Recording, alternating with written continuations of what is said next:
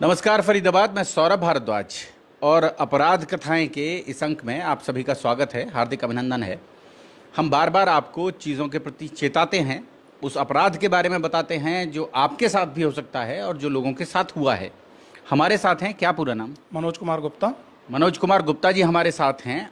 और फरीदाबाद, आपकी जानकारी के लिए बता दूं, एक दौर था जब ये साइबर सिक्योरिटी और ये कुछ नहीं होता था, मोबाइल नहीं होते थे, फेसबुक नहीं होता था, यूट्यूब नहीं होता था, लेकिन उस समय में भी लोगों के साथ धोखाधड़ी होती थी, लोगों को ठग लिया जाता था।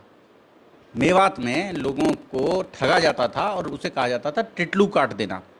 मतलब सोने को लेकर हमारे दिमाग में एक छवि है, पीले रंग का होगा, ठोस होगा, चमकीला होगा, और उसी से हम लोग समझ लेते हैं बहुत सारी चीज़ों को। अगर हम धोखे में देखें तो हम समझ लेते हैं ये सोना है। ठगों की एक शब्दावली होती है, उस शब्दावली के साथ वो लोग खेलते हैं। अभी 2 दिन पहले हमने आपको अनन्या मंगला का एक केस सुनाया था। वही केस, उसी केस की पुनरावृत्ति गुप्ता जी के साथ हुई है। उन्हीं की ज़बानी सुनेंगे हुआ क्या है उनके साथ। गुप्ता जी, सर, क्या काम करते हैं आप? मैं गुड़गांव सर्विस करता हूँ जी। और मैं अपनी कंपनी कॉर्पोरेट ऑफिस में बैठा हुआ था। तो सडनली उससे पहले भी एक बार मेरे पास 7 दिन पहले कॉल आया था और आज मेरे पास दोबारा वो कॉल आया, तो मैंने उस कॉल को अटेंड कर लिया। तो उस कॉल पे ऑटोमेटेड कॉल थी, उस पर आ रहा था कि हम कस्टम से बोल रहे हैं, आपके नाम पे एक पार्सल है जो कि अगर आप ज़्यादा जानकारी चाहते हैं तो 9 डायल करें।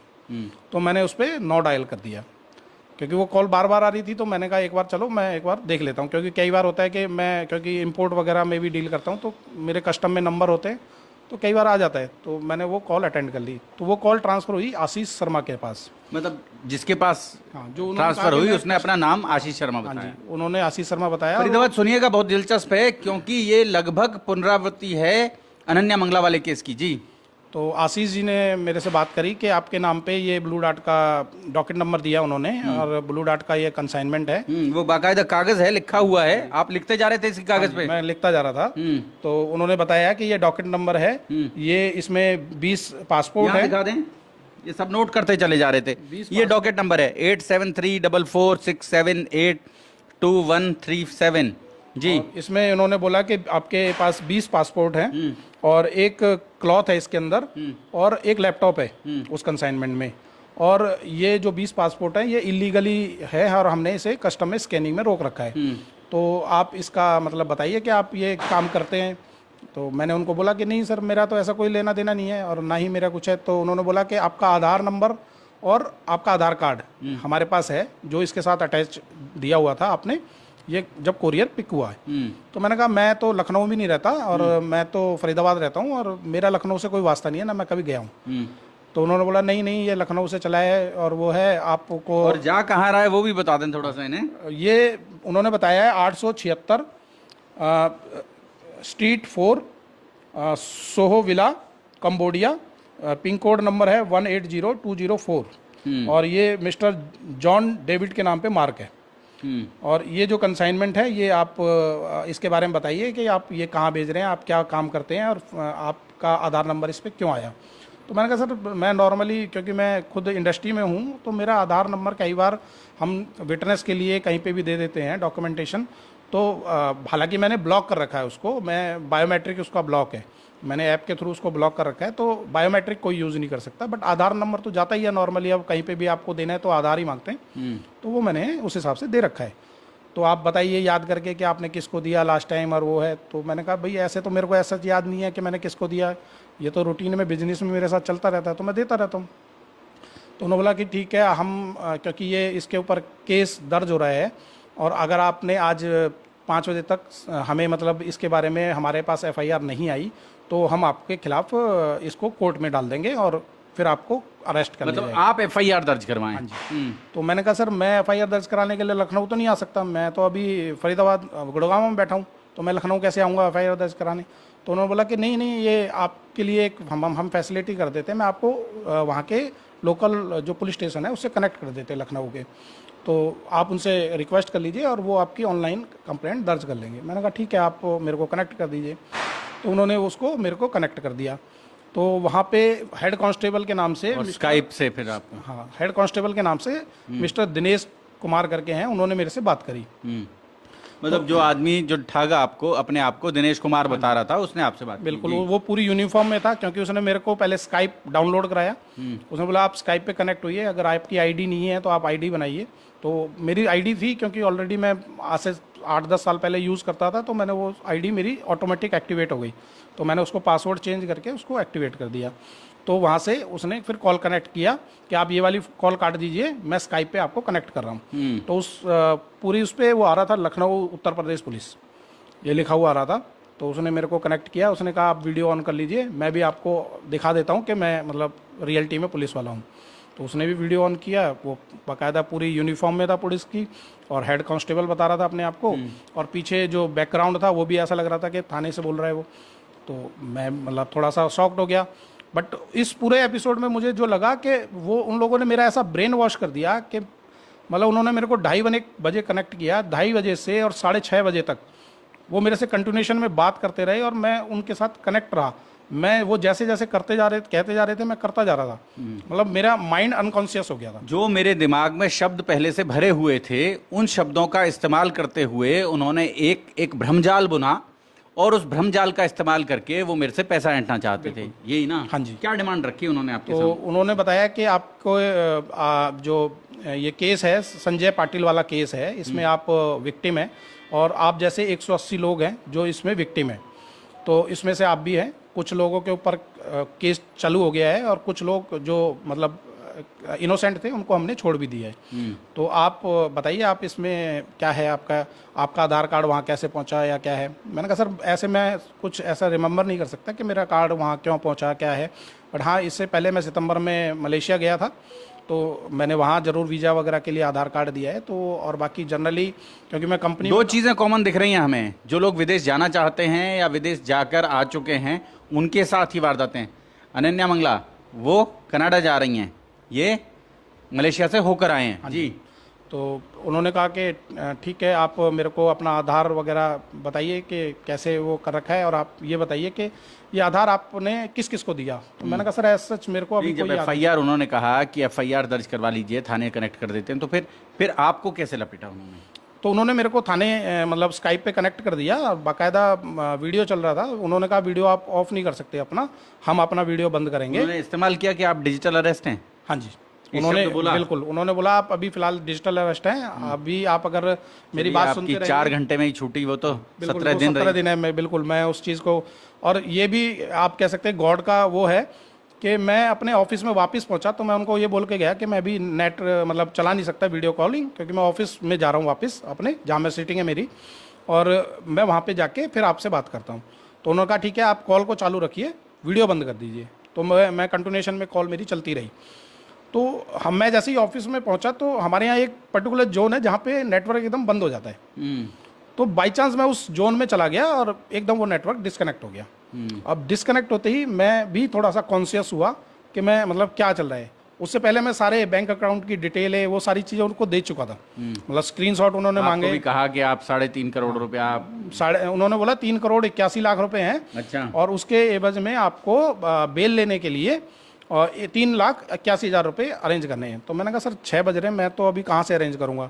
उन्होंने कहा चलो मैं रिक्वेस्ट करता हूँ। आपको 1% ही बोला? 1%। तो मैंने कहा अभी तो मैं कहीं से अरेंज नहीं कर सकता, अब बताइए क्या करना है। तो उन्होंने कहा नहीं, अब मैं एक बार वहाँ से जो कोर्ट में बैठते हैं उनसे मैं बात करता हूँ, तो वो अगर आपको अलाउ करेंगे तो हो सकता है कि कल का आपको टाइम मिल जाए। मैंने कहा ठीक है सर, कोई नहीं। तो उन्होंने कॉल मिलाई और उन्होंने कनेक्ट किया। तो वहाँ पे कोर्ट में भी तुरंत कनेक्ट हो गया? हाँ जी, वहाँ पे मिस्टर अनिल यादव करके थे जो सीबीआई वाले थे, उन्होंने कनेक्ट किया। और उन्होंने मेरी बात नहीं कराई उनसे, उन्होंने जस्ट उनसे फ़ोन पे बात करी कि भैया मतलब, लेकिन वो सुन रही थी आपका बात? मेरे को सुन रही थी। तो उन्होंने बोला कि ऐसे ऐसे आदमी हैं और वो इनोसेंट सा लग रहा है, तो क्या वो जमानत के लिए कल कर सकता है? तो उन्होंने बोला नहीं, पेपर आज प्रोड्यूस करने पड़ेंगे, सारे बैंक अकाउंट और वो सारी चीज़ें डिटेल आज देनी पड़ेंगी, और 1-1 साल के सारे बैंक अकाउंट की कॉपी अटैच कर दें। तो मैंने कहा भाई मैं लखनऊ आके कैसे अटैच करूँगा, मैं तो कुछ नहीं कर सकता। मैं यहाँ से आपको स्क्रीनशॉट दे सकता हूँ बस मेरे अकाउंट में कि क्या पैसा पड़ा है क्या है। तो बाई चांस आप कह सकते हैं ये भी एक गॉड का वो है कि मैं नॉर्मली जितनी भी पेमेंटें होती हैं वो पहले ही कर देता हूँ सैलरी आते ही। तो मैं अमाउंट रखता नहीं हूँ अपने पास अकाउंट में, क्योंकि ज़्यादातर मैं कार्ड स्वैपिंग करता हूँ, तो इसलिए दिक्कत नहीं है। तो मेरे अकाउंट में पैसे ही 400 रुपये ऐसे पड़े थे, तो मेरे को ऐसा ना डर नहीं था। तो उन्होंने बोला कि अकाउंट दिखाइए, तो मेरे 5 अकाउंट ले लिए। उन्होंने मेरे को बोला कि आपको HDFC बैंक में 3,81,00,000 रुपये ट्रांसफ़र हुए। तो मैंने वो HDFC का उनको अकाउंट नहीं बताया। तो मैंने कहा आपके पास, उन्होंने लास्ट में बोला कि आपने HDFC क्यों नहीं बताया? तो मैंने बोला कि HDFC इसलिए नहीं बताया, आपने बोला कि HDFC में ही फ्रॉड हुआ है, तो वो अकाउंट डिटेल तो आपके पास होगी, इसलिए मैंने नहीं बताया आपको। कह रहे नहीं, ये ऐसा नहीं चलेगा, आप मतलब इन्फॉर्मेशन छुपा रहे हैं, आपको मतलब सही नहीं है, आपके ऊपर मैं अभी यहाँ से करता हूँ कॉल और गुड़गांव पुलिस को बोलता हूँ आपको अरेस्ट करके लेके जाएं। मैंने कहा सर अरेस्ट किस लिए करेंगे, मैं दे तो रहा हूँ अब इन्फॉर्मेशन सारी आपको। मतलब आप डर रहे थे कि मैं बिल्कुल मैं डर गया था एकदम। मैं बता रहा हूँ, मैं कॉन्शियस, मेरा दिमाग ने काम करना बंद कर दिया था। हालांकि मैं इन चीज़ों में अलर्ट रहता हूँ, लेकिन फिर भी मेरा दिमाग काम करना बंद कर चुका था, क्योंकि इतना मतलब उन्होंने टॉर्चर कर दिया था एक तरीके से 4 घंटे के अंदर, कि मेरा मतलब मेरे दोस्तों की कॉल आ रही है, मेरे ऑफिस वाले की कॉल आ रही है। फरीदाबाद आपकी जानकारी के लिए बता दें, अनन्या मंगला का जो हमने केस चलाया, वीडियो चलाया, उनसे बातचीत चलाई, उसको देखकर बहुत सारे लोगों ने, लगभग सैकड़ों लोगों ने, मतलब हज़ारों लोगों ने तो कमेंट किए हैं, लेकिन सैकड़ों लोगों ने ये भी कहा है कि ऐसा हमारे साथ हुआ है। और आप देखें कि गुप्ता जी मैच्योर व्यक्ति हैं, जो बहुत सारी चीज़ें समझते हैं कि फ्रॉड कैसे किया जाए। हो सकता है यही कोई 20-22 साल का लड़का होता, बिल्कुल वो कर चुका होता अब तक, और उसके जेब में पैसे का एक्सेस होता, पैसे होते उसके पास, तो शायद वो उन्हें पैसा दे चुका होता। बिल्कुल सर, ये इसमें कोई दो राय नहीं है। बाई चांस मेरे अकाउंट में पैसे होते तो हो सकता मैं भी दे चुका होता। उन्होंने मेरे को मेरे एक अकाउंट में, क्योंकि वहाँ होम लोन की इंस्टॉलमेंट जाती है, मैं नॉर्मली उस अकाउंट में वहाँ से पैसा कभी विड्रॉल नहीं करता, क्योंकि मैंने एटीएम बंद कर रखा है, मैं वहाँ पे सिर्फ पैसा डालता हूँ। तो उन्होंने बोला कि इस पैसे को निकालो, कैसे निकाल सकते हो आप? मैंने कहा सर मैं निकाल ही नहीं सकता, मेरे पास कोई एटीएम कार्ड नहीं है, मेरे पास नेट बैंकिंग है, वो भी सिर्फ व्यू वाली है, मैं इस पैसे को निकाल ही नहीं सकता। तो कह रहे नहीं निकालो, आप कैसे निकालोगे मुझे नहीं पता। सर मैं निकाल ही नहीं सकता, मैं कैसे निकालूँ? फिर उन्होंने कहा, ये जो अनिल यादव थे CBI वाले, इन्होंने बोला कि नहीं देखो मैं आपको शेयर कर रहा हूँ। देखो गुप्ता जी, अब भी उससे तमीज से बात कर रहे हैं कि ये जो अनिल यादव थे CBI वाले, हाँ जी, फ्रॉड मतलब जो बदमाश था, जो लुटेरा था, जो इन्हें ठगना चाहता था, उसके साथ कितना तमीज से पेश आ रहे हैं जी। सर वही कह रहा हूँ ना कि मैं मतलब मेरा दिमाग ने काम करना ही बंद कर दिया था, हकीकत ये है। तो मैं ये मानता हूँ कि MNCs में काम करने वाले लोग, बिल्कुल सोफिस्टिकेटेड लोग, एकदम कानून कायदे को मानने वाले लोग, और कैसे उन्हें ठगे जाने की कोशिश हो रही है जी। बिल्कुल। तो मैं मतलब मेरा माइंड बिल्कुल काम करना बंद कर दिया। मैंने फिर उसको एक बार को छोड़ा कि भाई चलो कोई नहीं, मैं आपको कनेक्ट, मैं देखता हूँ सुबह तक क्या होता है। तो मैं वापस कॉर्पोरेट ऑफिस से आ गया मैं यहाँ पे, और मैं जैसे ही अपने ऑफिस में आके बेंच पे बैठा तो वो मेरा डिस्कनेक्ट हो गया उस रो पे। जैसे ही वो डिस्कनेक्ट हुआ, मैं एकदम, मेरे माइंड ने अलर्ट किया कि मैं कुछ अजीब सा कर रहा हूँ। तो फिर मैंने मैंने अपने भाई साहब को फ़ोन मिलाया जो दिल्ली पुलिस में है, और उनको वो जो उन्होंने सम्मन वगैरह भेजे वो मैंने उनको शेयर किए। वो सम्मन भी दिखाएं, वो ठीक वैसे ही हैं जैसे अनन्या मंगला के पास गए। ये देख लें आप, और दूसरा ये देख लें, भारत सरकार की शेरों वाली मोहर और उसके साथ बने हुए दस्तावेज जी। तो मैंने उनको शेयर किया, मैंने कहा भाई साहब ऐसे ऐसे बात है, एक बार आप, क्योंकि आप रिकॉर्डिंग भी है आपके पास? हाँ जी मेरे वो पास। सुनवा दें ज़रा एक बार, ताकि लोग सावधान हो जाएं जी। तो उन्होंने, गुनू वो वाला फ़ोन देना, दूसरा फ़ोन दे दें जी। तो मैंने भाई साहब को फ़ोन किया, तो भाई साहब ने बोला कि भाई ऐसा कुछ नहीं है, मैं अभी 1 मिनट साथ साथ चेक करता हूँ। तो उन्होंने वो पूरा वाक़या पढ़ा। उन्होंने कहा कि कभी भी ऐसे रिपोर्टिंग नहीं होती है केस की, केस अलग तरीके से रिपोर्ट होता है, तो आप बेफिक्र रहो, ये कुछ भी नहीं है, ये फ्रॉड है। तो एकदम मेरे जान में जान आई, क्योंकि मैं इतना मतलब परेशान हो चुका फिर था। आपको वॉइस ऑफ फरीदाबाद का कैसे लगा? कि मैंने आके अपनी मिसिज़ को बताया सेम केस कि ऐसा ऐसा हुआ। तो मेरी मिसिज़ ने 2 दिन पहले ही ये केस ऑनलाइन देखा था, क्योंकि वो आपके सब्सक्राइबर है, तो उन्होंने एकदम बताया। महिलाएं बहुत देख रही हैं हमारा चैनल, बहुत बहुत धन्यवाद उन सबको, बहुत बहुत शुक्रिया। उन्होंने एकदम बोला है कि सेम केस अभी अभी सर ने वो किया है, मैं अभी आपको चलाती हूँ। तो उन्होंने एकदम चलाया, तो फिर मैंने वो बिल्कुल एज इट इज़ अनन्या ने सेम रिपीट किया, सेम वारदात मेरे साथ हुई।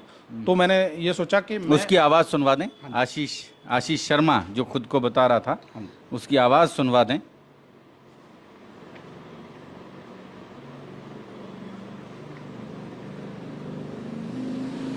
फरीदाबाद हम लगातार आपको अवेयर कर रहे हैं इस तरह की ठगी की वारदातों से, कि लोग ऐसे ठग रहे हैं। और कल आपको एक और दिलचस्प कहानी सुनाएंगे अपराध कथाएं में ही। एक 88 साल की वृद्धा को उनका भतीजा बनकर कि मेरे साथ पुलिस ने क्या किया, मेरे को पुलिस ने रेप केस में पकड़ लिया है, मैं गुड़गांव के एक होटल में रुका हूँ और उनसे 1 लाख रुपए किसी अकाउंट में डलवा लिए, जबकि वो भतीजा उनका बहुत सालों से अमेरिका रह रहा है। वो कहानी भी सुनाएंगे, लेकिन अब आप सुने कि वो जो ठग था, उस ठग ने कैसे अप्रोच किया। सर मुझे लग रहा है वॉइस ही उन्होंने बंद कर दी थी। फिर वॉइस रिकॉर्डिंग जो है बंद कर दी उन्होंने अपने उनके end पास से। से। हाँ जी, अच्छा, एक मिनट मैं इसमें भी देखता हूँ, कहीं इसमें तो रिकॉर्ड नहीं हुई। नहीं, उन्होंने जो मेरा जब फ़ोन को लिया उस पर, मतलब मेरा शेयरिंग ली, मे भी उन्होंने ये सारी चीज़ें डिलीट फोन की शेयरिंग भी ले ली उन्होंने आपसे? जी, मेरे से मैं कहता रहा हूँ, मैं अनकॉन्शियस हो गया था वहाँ पे। वो जो कहते जा रहे थे आप वो करता करते जा रहे थे? मैं करता जा रहा था उसे, मैं मतलब अपने आप को रोक ही नहीं पा रहा था किसी भी वे में।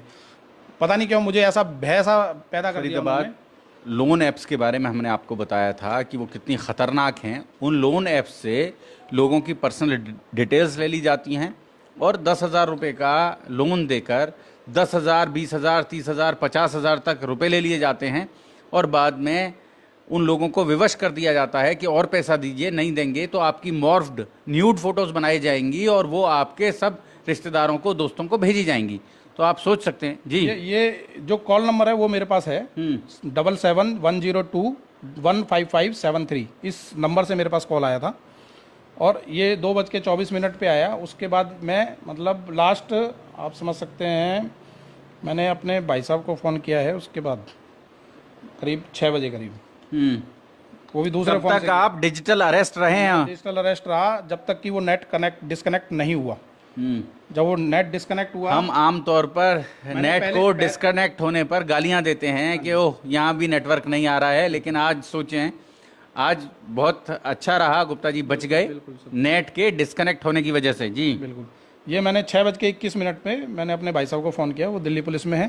तो मैंने उनको बताया कि ऐसे ऐसे मेरे पास कॉल आया है और ये मैंने डॉक्यूमेंट आपको शेयर किए हैं, एक बार आप इमीडिएट देखो गाड़ी साइड में लगा के। तो उन्होंने इमीडिएट गाड़ी लगाई और उन्होंने चेक किया, तो उन्होंने फिर देख के बताया कि भाई ऐसा कुछ नहीं है, आप बिल्कुल निश्चिंत रहो, मैंने सारा चेक कर लिया। ये पुलिस के स्टाइल में बने हुए कागज नहीं है, बिकॉज कि वो खुद मतलब इन लाइन से गुजरे हुए हैं पूरा। तो उन्होंने पूरा डॉक्यूमेंटेशन चेक कर लिया, कह रहा है ये है भी नहीं, और मैंने काउंटर चेक भी कर लिया है, तो ये इस टाइप का कोई केस दर्ज भी नहीं है। ये कागज जब हम भी देख रहे थे उस दिन, अनन्या के कागज भी देख रहे थे, तभी देखने के बाद हमारा दिमाग ठसका था कि जो पुलिस है वो पुलिस इस तरह के कागज तैयार नहीं करती है। वो पुलिस के जो कागज हैं, ये तो ऐसा लग रहा है जैसे अमेरिका के तर्ज पर या कनाडा की तर्ज पर कागज तैयार कर दिए गए हैं, बाकायदा वाटर मार्क लगाकर। वो जो शेर की मोहर की छवि हमारे दिमाग में है कि सरकारी दस्तावेज होता है, वही छवि लगाकर, वही चित्र लगाकर उन्हीं लोगोस को इस्तेमाल किया गया है। और मैंने ऑनलाइन में मेरे मतलब, क्योंकि मैं इंडस्ट्री से रिपोर्ट करता हूं, तो मैंने जो उन्होंने ब्लू डार्ट नंबर बताया, मैंने उसको चेक किया ऑनलाइन, और मैंने अपने जो मेरे ब्लू डार्ट वाले हैं उनको भी भेजा कि आप मेरे को चेक करके बताओ क्या ये डॉक्यूमेंट आपका है। मतलब क्योंकि वो चेक कर सकते हैं, हो सकता है बैकग्राउंड में मेरे को ना दिख रहा हो, बट वो चेक कर सकते हैं। तो उन्होंने बोला नहीं, ये डॉक्यूमेंट हमारा है ही नहीं, हमारा है ही नहीं। हाँ, और वो ऑनलाइन में भी नहीं है। तो फरीदाबाद आप सभी से आग्रह है, इस तरह की कोई वारदात आपके साथ भी हो सकती है, आप अवेयर रहें, और वो जो ठग हैं वो आपके दिमाग की जो शब्दावली है उसके साथ खेल रहे हैं। उनसे बचने का एकमात्र तरीका ये है कि आप अपने, ऐसी कोई भी घटना आपके साथ हो तो तुरंत अपने मित्रों को, अपने परिचितों को उसके बारे में बताएं। बिल्कुल सर। और सावधान रहें। जोड़ेंगे आपको शहर की ऐसी ही और महत्वपूर्ण खबरों के साथ। बहुत बहुत धन्यवाद।